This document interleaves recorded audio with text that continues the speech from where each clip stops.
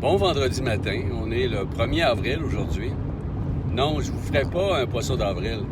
Je vais continuer à vous dire les choses telles qu'elles sont afin de maintenir notre objectif qui est la clarification de notre statut puis de notre culture et permettre à ce que les choses aillent dans le sens du monde pour ceux qui le désirent.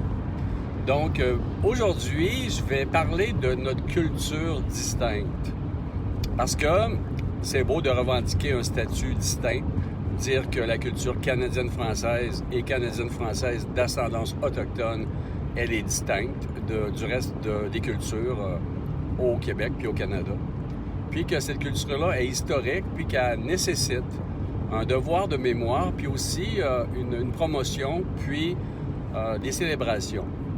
D'abord, pourquoi un devoir de mémoire? On pense que le devoir de mémoire, c'est par rapport à on peut penser à la Shoah, par exemple, ou à la Polytechnique, où il y a eu de multiples victimes. Puis les gens peuvent dire, ben voyons donc, vous n'avez pas subi ce genre de problématique-là.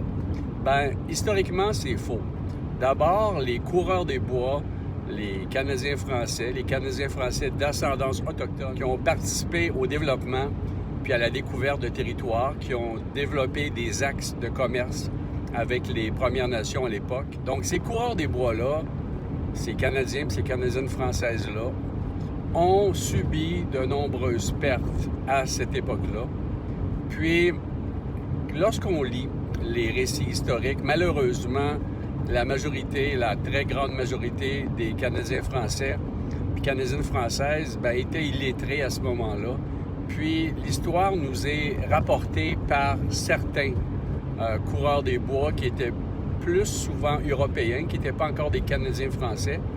Puis c'est délaissé. C'est dans l'ombre une très grande partie de la mortalité, des accidents, des noyades qui se sont produits à cette époque-là.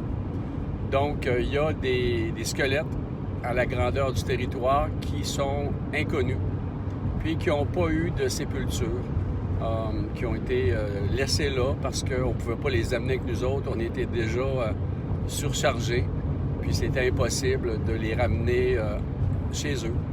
C'est un des premiers devoirs, de se rappeler de ces gens-là. On pourrait avoir une sépulture pour les coureurs des bois inconnus, anonymes. Se rappeler de ça. Deuxièmement, par la suite du développement du territoire, les élites envoyaient des familles canadiennes-françaises dans toutes les régions du Québec afin d'assurer la présence, à l'époque, mettons, française. Mais il y a beaucoup de familles qui sont arrivées sur des territoires tellement difficiles à exploiter qu'ils se sont fendus le cœur puis fendus l'âme à développer des petites parcelles de terre sur des caps rocheux, dans des zones marécageuses, puis qui se sont vidés complètement de leur énergie. Il y a eu de nombreux décès, il y a eu des amputations, il y a eu des accidents incroyables, autant au niveau physique qu'au niveau psychologique et moral. Donc, les Canadiens français ont été maintenus dans une forme d'esclavage pour l'élite. Certains vont se dire, la révolte des patriotes, la rébellion des patriotes, c'était afin de libérer les Canadiens et les Canadiennes françaises, mais dans les faits, c'est pas ça l'histoire. Il faut arrêter de voir les choses d'un œil glorifiant, puis de les voir telles qu'elles sont.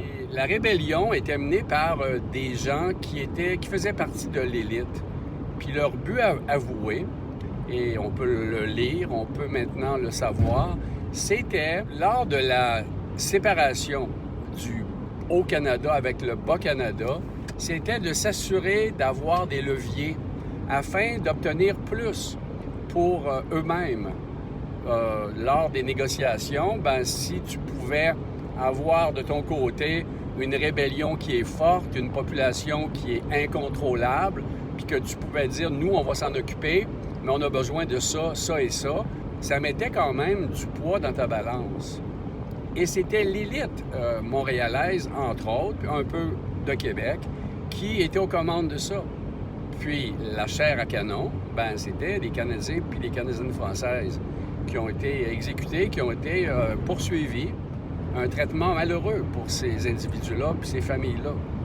Donc, c'était encore de l'esclavage, c'était encore de la manipulation de la culture historique des fondateurs.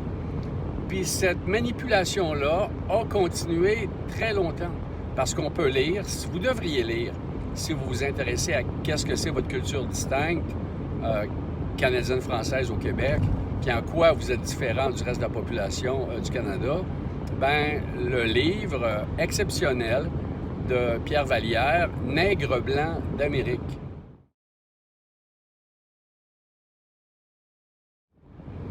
Si vous lisez ça, vous allez comprendre. Puis vous allez comprendre pourquoi il y a des gens qui ont été au bout de leurs croyances, jusqu'à mettre des bombes, jusqu'à faire du terrorisme. À cette époque-là, c'était une mode. Il faut dire qu'il y en avait un peu partout. Puis que la violence était comme prônée comme acte politique légitime.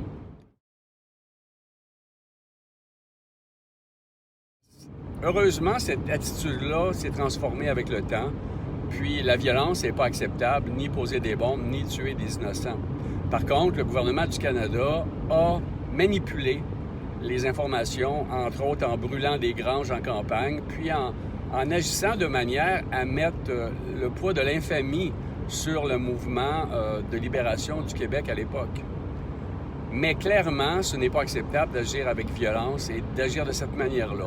Par contre, on peut et on doit maintenir des actions qui sont dérangeantes, du même titre que les Premières Nations peuvent le faire, des actions qui vont troubler la paix, puis qui vont inciter à l'occasion, au besoin, les gouvernements, le pouvoir en place, à dire « wow, on a quelque chose devant nous autres, puis on doit s'asseoir pour le régler ». Donc ça, c'est concernant les moyens de pression. Mais plus spécifiquement, la manipulation puis l'exploitation des familles canadiennes-françaises a duré jusqu'à 1970 au moins et dure encore de nos jours. Donc, ça, c'est pour l'exploitation par l'élite de nos communautés. Il y a aussi un autre point important. Lorsque les Britanniques ont pris le contrôle du Canada, parce qu'il ne faut pas oublier que le Canada, en premier, c'était les Canadiens français. Il n'y avait pas de Canadiens anglais, c'était des Britanniques, des néo-britanniques. Puis lorsqu'ils ont fait le Haut et le Bas-Canada, à ce moment-là, ils se sont appropriés notre culture en se nommant des Canadiens. Mais ils n'étaient pas des Canadiens, nous étions des Canadiens. Donc, c'est une première blessure profonde. C'est de nier d'un coup notre différence en disant que les anglophones étaient des Canadiens, ce qui est totalement faux. Donc, ce terme-là, il y a des ouvrages historiques qui en parlent amplement, mais on est pogné avec ça maintenant, puis on doit vivre avec ça. C'est une tentation de noyer notre culture, de l'effacer. Donc, quand les Britanniques ont pris le contrôle du Bas-Canada, le Québec, il y a des investisseurs, il y a des riches familles qui ont développé l'industrialisation du territoire. Puis à ce moment-là, ben c'était encore les Canadiens puis les Canadiennes françaises qui devaient aller travailler dans ces usines-là à des conditions de travail hallucinantes, des horaires débilitants, dans des conditions de travail où la sécurité puis le bien-être des individus était vraiment pas important. Mais c'est pas assez. Non. Ils ont fait travailler les enfants parce qu'il y avait des petites mains. Par exemple, dans les usines de textiles, pour passer entre les fuseaux qui allaient à une très grande vitesse, bien, quand ça coinçait, la petite main d'enfant pouvait passer rapidement entre les fuseaux, aller replacer la chose, puis on n'était pas obligé d'arrêter la machine, puis de faire moins de profit pour les big shots néo-britanniques et écossais, et états-uniens aussi. Mais on s'entend que c'était très risqué. Puis, il y a de nombreux petits-enfants qui ont perdu leurs mains, leurs bras, qui ont été amputés, puis leur vie commençait à peine, mais c'était détruit déjà. Ils se retrouvaient amputés infirme, puis à l'époque, avoir 2 mains, on s'entend que c'était important quand ils étaient un travailleur, encore plus que de nos jours, ben ils faisaient quoi de leur vie, eux? Il y avait des problèmes. Puis il y en a beaucoup, l'histoire le nomme, qu'ils ont perdu leur avenir, ils ont perdu leur chance. Il n'y avait aucune aide pour ces gens-là, aucun soin réel, aucun support financier. Donc, ils devenaient des personnes à charge dans une société qui avait de la difficulté à prendre en charge ses propres familles qui travaillaient. À ce moment-là, il y a eu vraiment de l'abus. Mais il était remarqué aussi que dans les usines, c'était pas les Néo-Britanniques puis les Écossais qui travaillaient. Non, c'était des Canadiens puis des Canadiennes françaises. Il y avait effectivement des Irlandais à un moment donné, parce que le Canada a décidé que, afin de nous noyer davantage, de noyer notre culture, ben ils ont massivement fait venir des Irlandais pour dire, ben là, soudainement, ça va parler anglais ici, puis à un moment donné, ben il n'aura plus de francophones. Il va seulement avoir une culture anglaise, puis c'est ce qu'il voulait. Mais ça n'a pas fonctionné, parce qu'on est demeuré vivant. Tu ne peux pas arracher une culture, tu ne peux pas arracher des traditions à un peuple simplement en le noyant.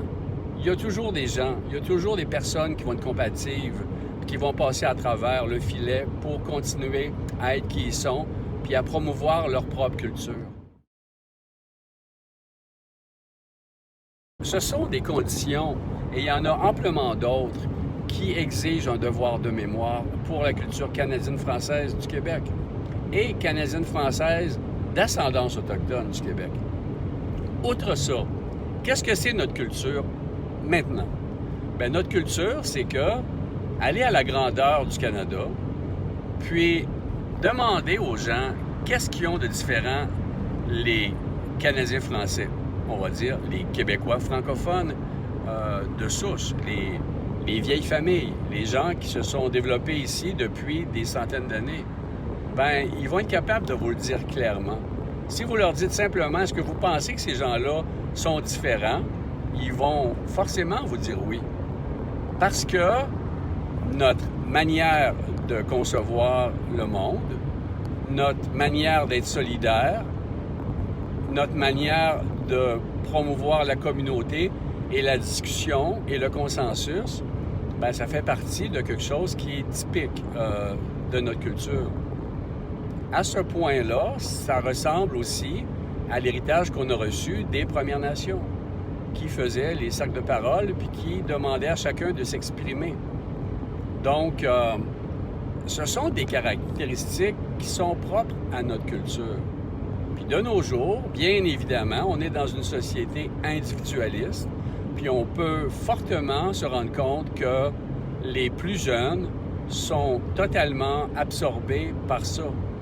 Mais il faut faire une distinction importante. Encore de nos jours, la culture canadienne-française du Québec, elle se retrouve vivante davantage dans les régions, en dehors des grandes villes.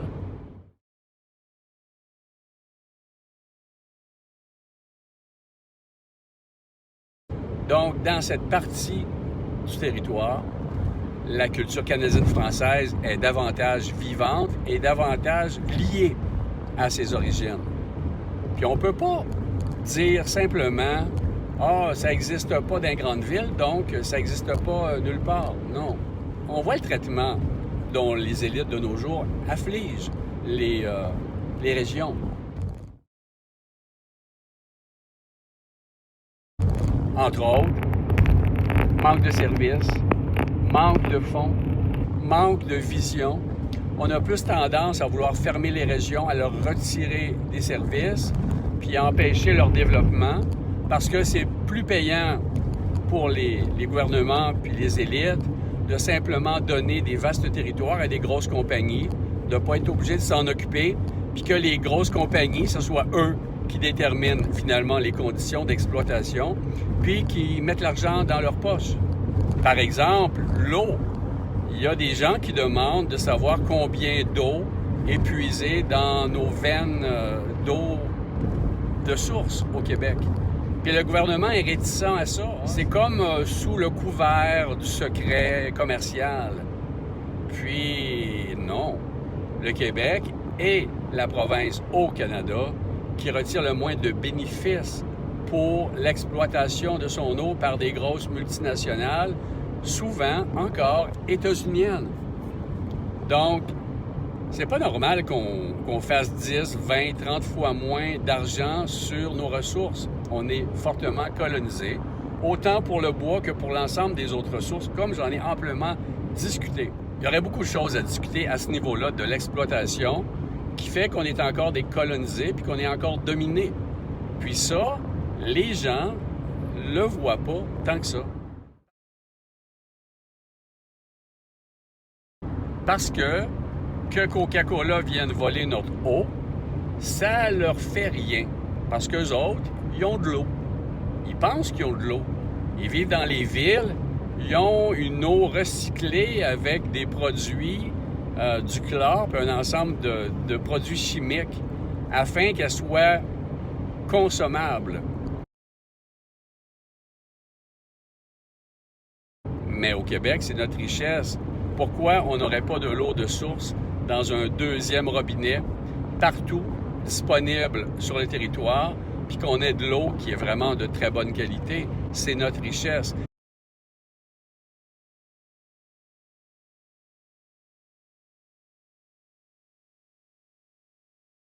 Mais on pourrait investir dans ces réseaux-là, dans les nouvelles villes, lorsqu'ils font des changements, si on avait, par exemple, un plus grand bénéfice sur la vente de l'eau aux grandes corporations. Donc là, on aurait du cash pour être capable d'amener de l'eau de source à tout le monde. Parce que c'est quand même assez ridicule. Tu te payes un gros souper, tu t'en vas dans un gros restaurant parce que tu te maries ou tu as une occasion de célébrer qui est importante, puis que tu te retrouves dans un restaurant haut de gamme, puis qui t'apporte un verre d'eau de Javel à la table. De l'eau de la ville. Ben non. Moi, j'accepte pas de boire cette eau-là. C'est du poison. Quand je vivais en ville, j'avais des bouteilles d'eau. On s'entend que c'est pas parfait, des bouteilles d'eau, c'est de l'eau dans du plastique. Mais quand j'étais capable, quand je me suis mis à avoir une voiture, ben je partais avec mes bidons de stainless, puis j'allais me chercher de l'eau à source. Donc, ça me demandait beaucoup d'efforts pour avoir de l'eau de source en ville. Mais quand même, je le faisais parce que pour moi, c'était essentiel. On est constitué de plus de 80% d'eau. Donc, si nos cellules sont nourries à l'eau de Javel, ben peut-être que ça a une incidence sur l'Alzheimer, puis sur le Parkinson, puis sur un ensemble de facteurs.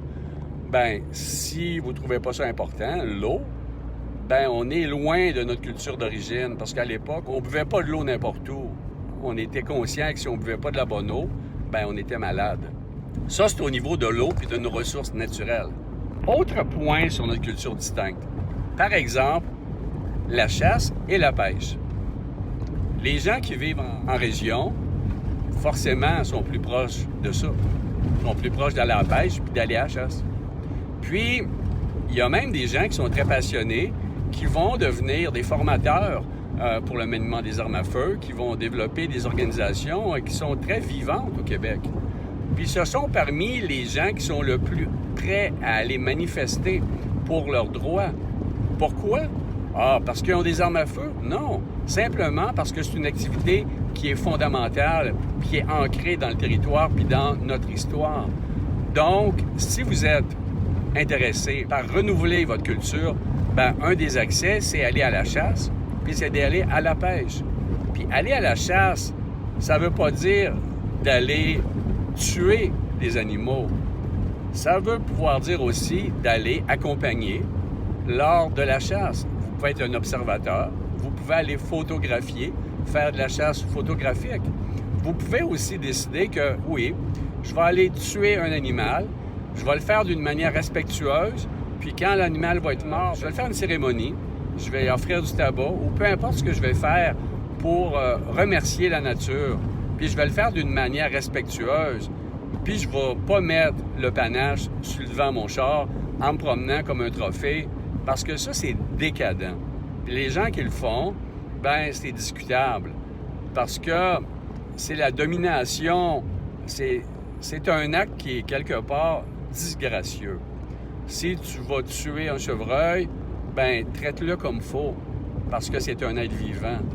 Donc, à l'intérieur de la culture de la chasse puis de la pêche au Québec, c'est sûr qu'il devrait y avoir, il y en a des gens qui le font, une nouvelle manière d'aborder l'activité pour que ça soit à la hauteur de l'acte que l'on pose, c'est-à-dire prendre la vie, que ce soit une vie humaine ou une vie animale ou que ce soit de couper un arbre.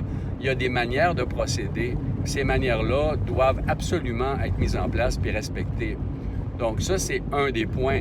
Mais les gens qui se nourrissent, par exemple, d'un orignal puis qui vont à la pêche, même s'ils tuent des animaux puis des poissons, ben c'est pas mal moins grave que de manger du porc, que de manger de la viande qui vient des grosses organisations industrielles où les bêtes sont vraiment traitées comme des esclaves dans des conditions incroyables.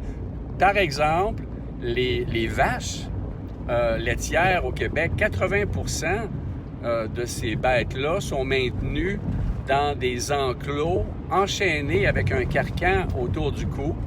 Puis quand ils mettent bas, ils sont même pas capables d'aller regarder leur bébé. Il faut que l'agriculteur qui le fait va prendre la bête puis va l'amener vers la bouche de la vache pour que celle-ci puisse nettoyer son bébé. Ensuite, cette bête-là qui est enchaînée va souffrir de maux de cou, va souffrir de maux de hanche, va avoir une dégradation de son confort et de sa qualité de vie.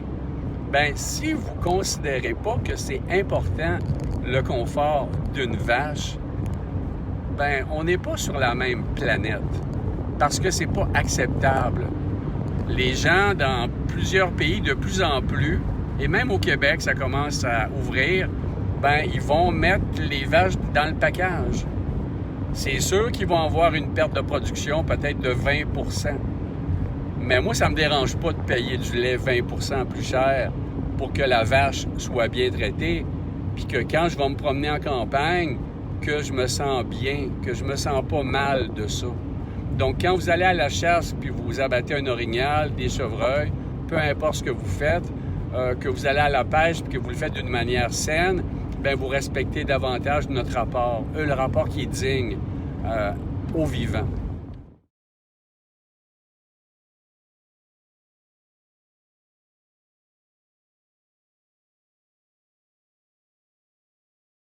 Bon, ça, c'est par rapport à la chasse puis à la pêche. Mais à l'intérieur de ça, il y a autre chose quand on va à la chasse puis à la pêche.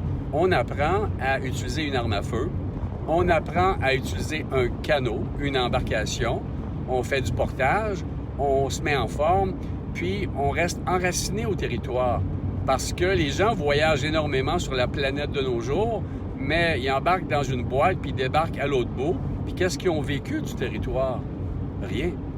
Ils arrivent à l'autre bout, puis ils vont aller dans un hôtel international, ils vont aller manger au McDonald's, puis ils vont faire une petite sortie genre folklorique pour aller manger ci puis ça, puis aller dans des quartiers pour s'acheter un tapis, puis ils vont revenir à la maison. Hey, moi, j'ai visité l'Espagne. Non, tu n'as pas visité l'Espagne.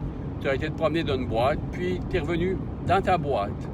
Donc, quand tu vas à la chasse par la pêche, puis que tu marches le territoire, puis que tu prends le temps de coucher dans le territoire, puis de prendre contact avec le territoire, bien, tu fais une activité qui est culturellement historique puis distincte pour notre culture, mais aussi pour les êtres humains en tant que tels. Puis il y a à l'intérieur de ce déploiement-là d'activités ancestrales, traditionnelles, il y a une forme de respect. Puis c'est aussi d'être des gardiens.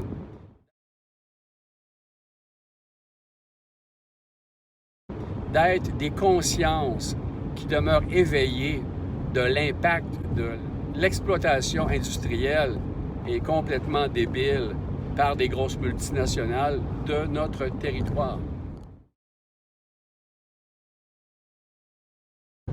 Pour la chasse encore et la pêche, outre les armes à feu, puis les embarcations, ben, on va parler de l'usage des couteaux.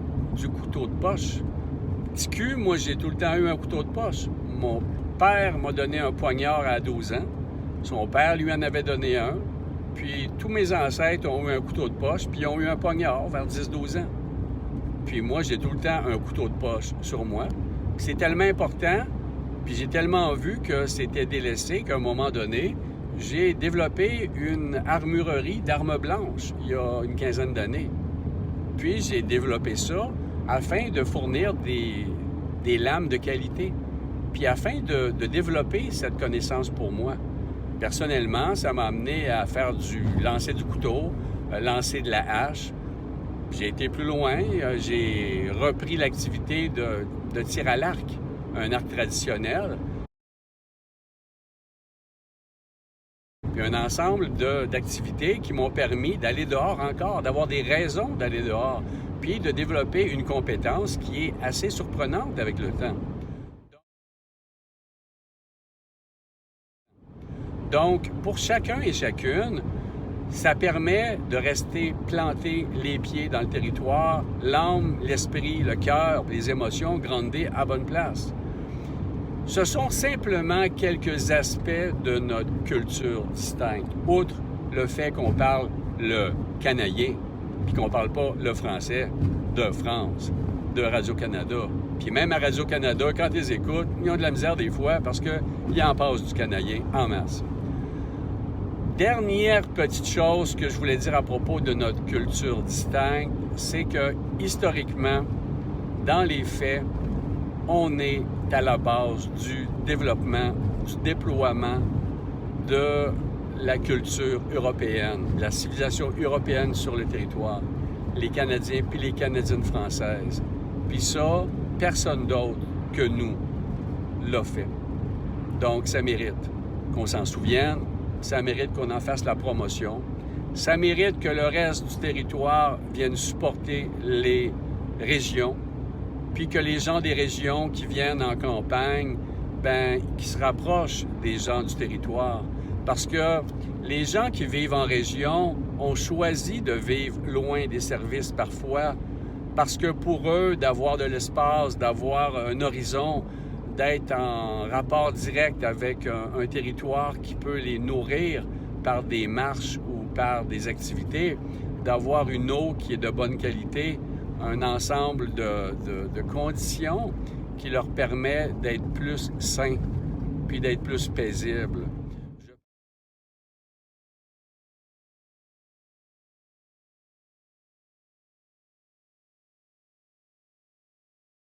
Je parlerai un jour de tous les bienfaits d'aller dans la nature, d'aller simplement entourer un arbre, de se mettre le front dessus, puis de le remercier. Avec les odeurs qui sont émises par les arbres, toutes les odeurs qui viennent agir sur notre système immunitaire, aussi sur la tension artérielle, sur le rythme cardiaque. Donc, les études le prouvent que serrer un arbre, se mettre le front dessus, puis simplement à ressentir de la gratitude, puis remercier profondément pour le fait d'être vivant, en dedans d'une minute, ça diminue ta tension artérielle puis ton rythme cardiaque. Tu as énormément de bienfaits à le faire. Donc, pensez à aller dans le bois. Puis, quand vous revendiquez un statut de culture distincte, n'oubliez pas qui vous êtes vraiment. Puis, arrêtez de vous habiller, entre guillemets, en indien, puis de jouer à cette game-là. Mais allez dans votre propre patrimoine, découvrez qui vous êtes. Vous n'avez rien à envier à personne.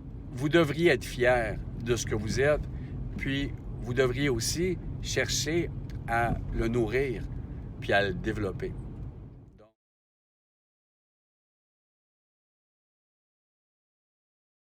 Oui, il y a un point que j'ai oublié, c'est que les Métis de l'Ouest, Louis Riel, qui se disent culture distincte, Louis Riel était largement métissé. C'est drôle que le chef des Métis soit très, très métissé. Il n'était pas à 50% comme bien du monde le pense. C'était moitié autochtone, moitié canadien-français. Non. C'était un Canadien-français qui avait fait ses études à Montréal puis qui parlait français. Fondamentalement, sa mère, ses grands-parents étaient là.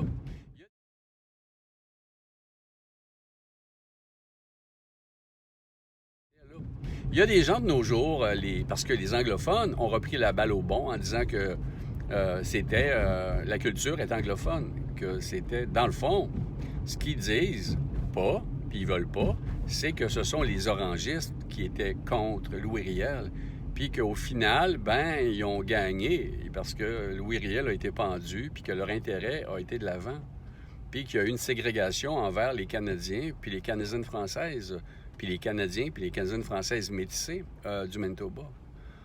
Mais ils se sont réappropriés de l'image de Louis Riel en disant « Waouh, waouh, waouh, beau bonhomme, bon bonhomme, on fait une sculpture. » Puis c'est le père fondateur. Mais ça va loin de nos jours parce que j'écoute les gens de ralliement, de Métis de l'Ouest, puis ils disent que Louis Riel, c'était un Irlandais. Et Louis Riel, un Irlandais. Puis quand tu leur dis que c'est un Canadien français, non, non, non, c'est pas un Canadien français. Tu sais, ça, c'est du négationnisme, c'est de la réappropriation culturelle totale. Donc, ils méprisent encore de nos jours la culture canadienne-française. Faut pas l'oublier que cette culture-là est à la base des Métis de Rivière-Rouge puis de l'Ouest. Même si eux autres, ils font tout pour le nier. Donc, c'est important, ce devoir de se souvenir-là puis faire cette promotion-là. Donc ça, c'est un petit point important parce que ça me dérange vraiment quand on dit que Louis Riel, c'était un Irlandais. Okay? Ce matin, c'était une capsule afin de vous donner l'envie d'être simplement qui vous êtes en tant que Canadien et Canadienne française et Canadiens et Canadiennes françaises métissés du territoire du Québec.